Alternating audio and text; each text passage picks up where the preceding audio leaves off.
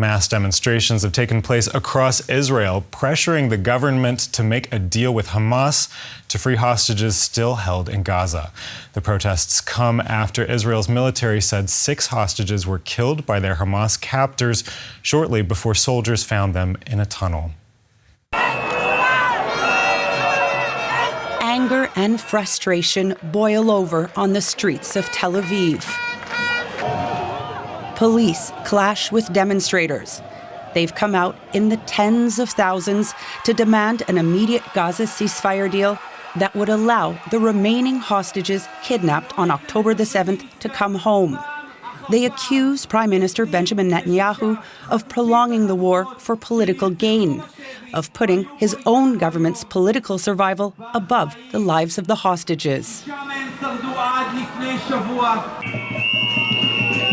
In Jerusalem, more protesters.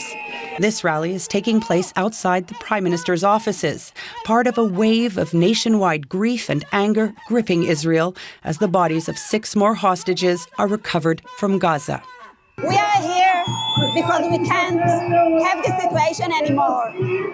Every week we get the best, terrible, horrifying news about another hostage that died, got murdered. You can't play with civilians' lives. You cannot do that. And we demand the deal to be right now. That's why we're marching for, that's what we're shouting for. There are many families, members of the hostages here saying words against the government and calling, just bring them home. The demonstrations are taking place on the same day funeral services are underway for the hostages. Their bodies recovered a day earlier in a tunnel under the city of Rafah in southern Gaza. According to the military, they were killed by Hamas hours before their bodies were discovered. For more and more Israelis, the blame for this lies with their government because it was unable to secure a deal to bring them home. Joining their campaign of pressure on the government, a powerful new ally, the head of Israel's largest trade union. In the last 11 months, I have shown responsibility. No more. I call on the people of Israel to take to the streets, leave the workplaces. I call on all economic organizations in the state of Israel to join the strike.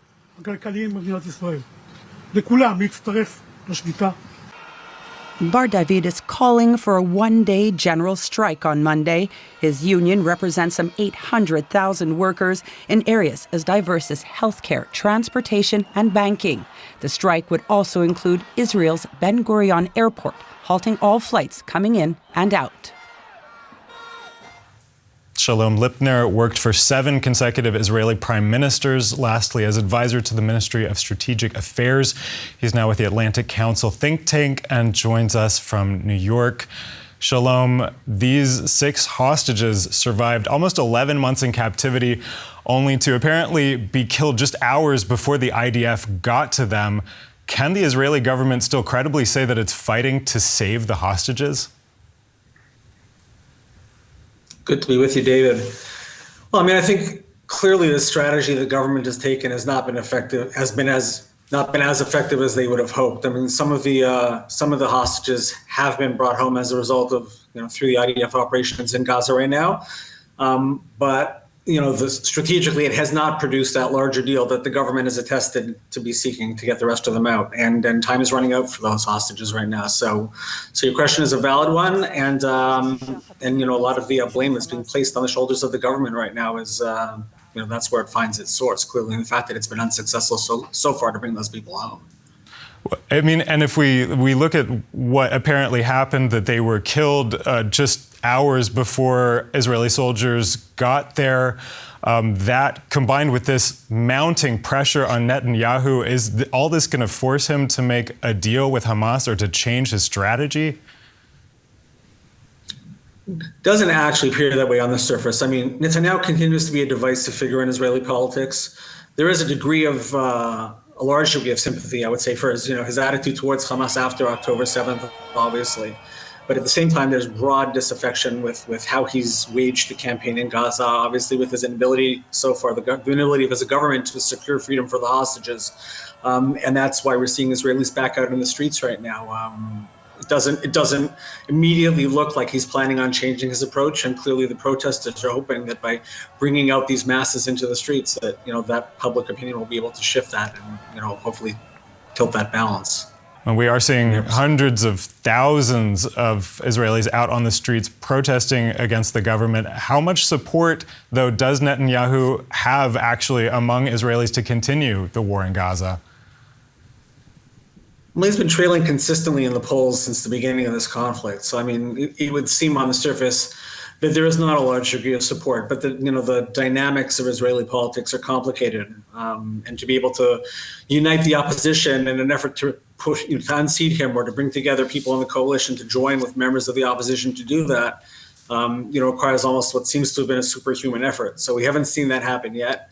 And right now, after the events of this weekend, clearly people see this potentially as a trigger to maybe try and change that balance, but they've been unsuccessful in doing that so far. So it remains to be seen if that can happen right now. Shalom Lipner, thank you. Good to be with you.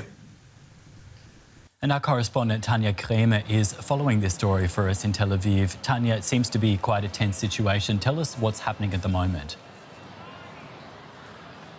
Yeah, we're here in the center of Tel Aviv. We're standing here on a bridge. That bridge is basically the island highway. And we've seen some scenes down there with the police. They're pushing back the protests. They have been blocking this major highway for most of the evening.